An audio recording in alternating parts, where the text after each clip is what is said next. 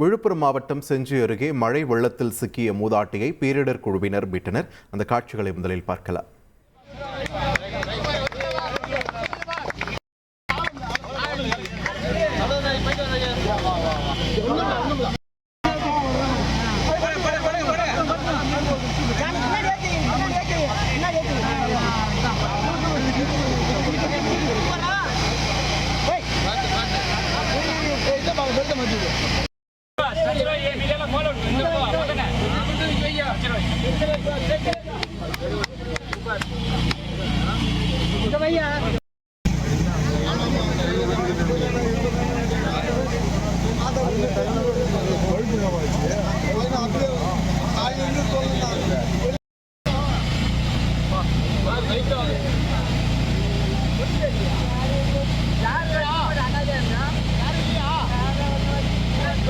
விவசாயத்துக்கு பல ஏக்கர் நிலம் தேவையே இல்லை.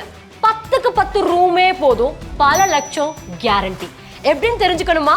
இப்பவே ஃப்ரீடம் ஆப்பை டவுன்லோட் பண்ணுங்க.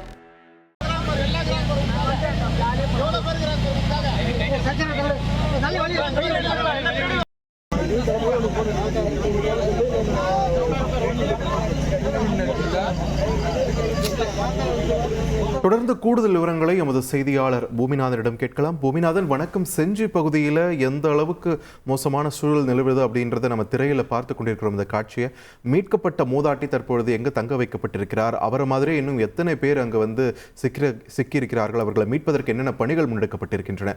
விரிவான தகவல்கள் பூமிநாதன். வணக்கம். விழுப்புரம் மாவட்டம் செஞ்சி சுற்றுவட்டார பகுதிகளில் கஞ்சல் புயல் காரணமாக குளங்கள் நிரம்பி வழிகின்றன. நிரம்பிய பின்னர் சில ஏரிகள் உடைந்தன.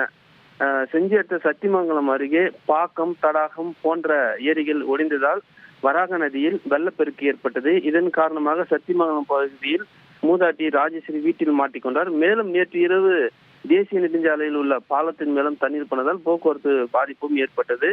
அந்த மேம்பாலம் மேலே தண்ணி போனதால் தேசிய நெடுஞ்சாலையில் எந்த வாகனமும் செல்ல முடியாத சூழ்நிலை தான் அங்கு நிலவுது.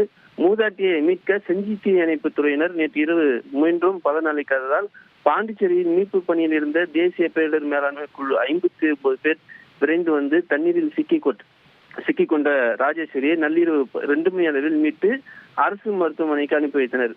மேலும் இன்று செஞ்சி பகுதியில் 9 மணி அளவில் மீண்டும் இந்த பேரிடர் மேலாண்மை குழுவினர் ஒரு 6 பேரை மீட்க அதே பகுதியில் மீட்க செல்ல உள்ளனர். நன்றி பூமிநாதன், உங்களோட விரிவான தகவல்களுக்கு.